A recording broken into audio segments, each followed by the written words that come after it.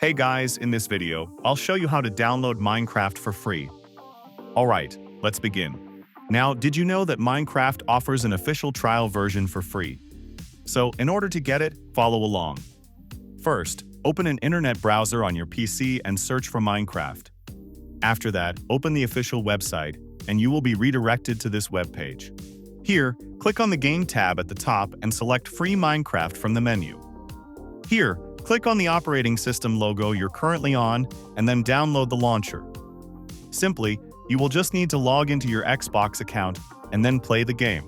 Now, the trial version gives you several hours of gameplay, more than enough to explore and decide if you love the game.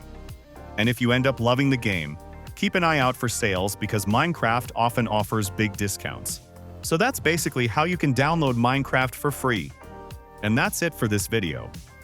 If you find this helpful, consider subscribing and giving this a big thumbs up.